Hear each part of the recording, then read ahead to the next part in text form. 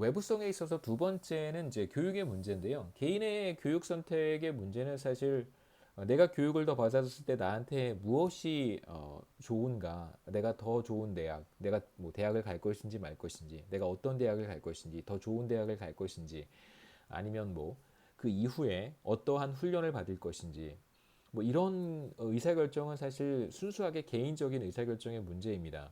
하지만 사회 전체적으로 봤을 때 사람들의 교육 수준이 높아진다면 그렇다면 우리가 예상할 수 있는 어떤 긍정적인 편익들이 굉장히 많이 발생할 수 있어요. 전반적으로 교육 수준이 높아진다면 사람들은 어떤 개인의 자유라든가 어떤 권리가 더 잘 보장이 되는 사회를 원할 것이고, 그 다음에 기존에 우리가 가지고 있었던 잘못된 제도를 고치려고 할 것이고요. 제도가 개선이 될 것이고, 그 다음에 보건이라든가, 그 다음에 위생의 문제라든가, 환경에 더 많은 관심을 가질 수 있게 됩니다. 그렇다면 전반적으로 우리의 삶이 더 개선되는 그런 문제가 개선되는 그런 긍정적인 측면이 있을 수 있겠죠. 그래서 개인의 교육의 선택의 문제를 우리가 외부성을 고려해서 정부가 이러한 시장에도 교육 시장에도 들어가서 전반적인 교육 수준을 높일 수 있는 방향으로 뭔가 어떤 역할을 한다면, 그렇다면 우리는 사회 전체적으로 봤을 때 바람직한 수준의 교육 수준을 바람직한 수준의 교육 정도를, 그러니까 이어즈 오브 스쿨링이겠죠. 예.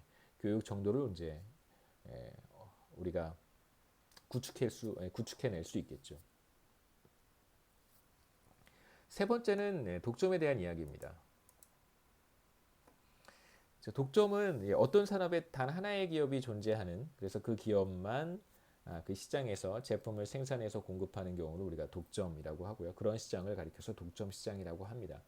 그래서 독점 기업이 존재하는 경우에 우리가 미시경제학에서 배웠던 것처럼 효율적인 수준의 생산량보다 더 적은 생산량이, 더 적은 규모의 생산이 이루어지고, 가격은 완전 경쟁적인 시장보다 더 높은 수준에서 책정이 됩니다. 그래서 여러분 뭐 이 정도 그림은 다 아실 거라고 생각하는데요. 시장 수요 곡선이고요. 그래서 한계 수입 곡선과 이제 한계 비용 곡선이 만나는 점에서 기업은 가격을 선택을 하고 죄송합니다. 생산량을 선택을 하고요. QM이라고 하죠. 그 다음에 이제 기업은 가격을 이렇게 수요 곡선을 따라서 설정을 하게 돼요. 시장이 완전 경쟁적이었었더라면 이제 기업은 여기에서 생산을 하고 가격은 여기에서 결정이 되겠죠. 독점 시장에서는 기본적으로 가격은 더 높아지고 가격은 상승하고 생산량은 떨어집니다.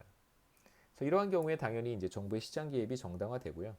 정부가 시장에 개입해서 독점 기업으로 하여금 이제 높은 독점 가격을 책정하지 못하도록 이제 막을 수 있다면 당연히 독점 시장에 정부의 개입은 이제 정당화될 수 있습니다.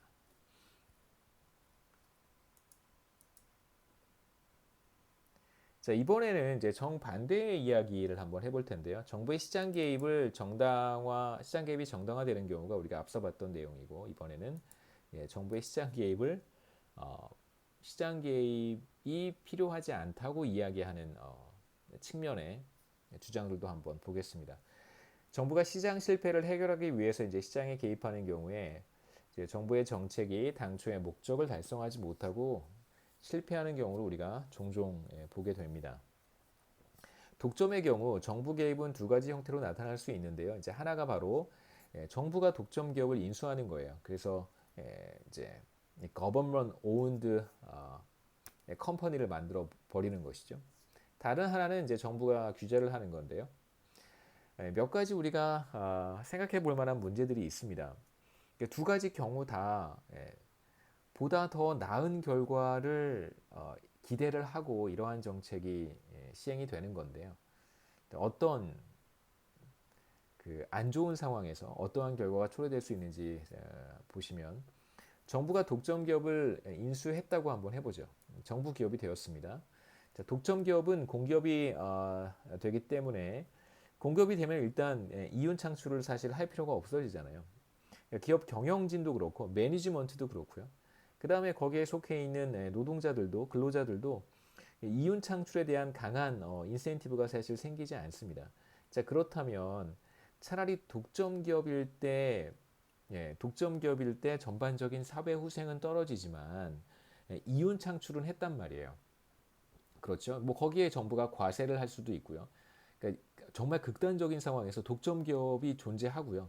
독점 기업이 존재하면 기본적으로 사회 후생이 떨어지고 deadweight loss라고 하는 것이 발생합니다. 그 사회 전체의 후생이 떨어져요. 그런데 정부가 그런 독점 기업에 과세를 해서 세금으로 그러한 독점 기업의 이윤을 일부 정부가 가지고 와서 그것을 적절하게 재분배하는 경우가 자, A라고 한번 해보고요. 자, B라고 하는 경우가 이 경우라고 한번 해보죠. 정부가 독점 기업을 인수를 했습니다. 자, 그런데 독점 기업이 이제 공기업이 되어버렸고 매니지먼트와 그 다음에 워커들은 이윤 창출에 대한 어떤 모티베이션을 다 잃어버렸어요. 그냥 이제 관리만 하는 것이죠. 그런 상황 두 가지를 비교했을 때 과연 어떤 게 더 낫고 어떤 게 더 못할까 비교하기가 굉장히 어렵습니다. 이게 더 낫다. 공기업이 돼서 이윤 창출을 하지 못하는 상황에 처해 버리는 것이 더 낫다라고 우리가 말할 수 있을까요? 그거 굉장히 어렵습니다.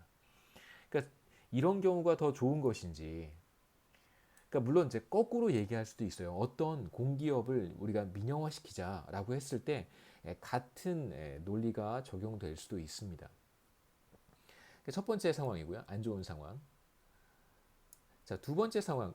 그래서 여러분 그 공기업 같은 경우에 그러니까 물론 이제 그 독점 기업이 공기업이 되는 상황을 우리가 사실 현실에서 찾아보기는 쉽지는 않아요. 애초에 한전과 같은 기업은 공기업에서 시작을 했습니다.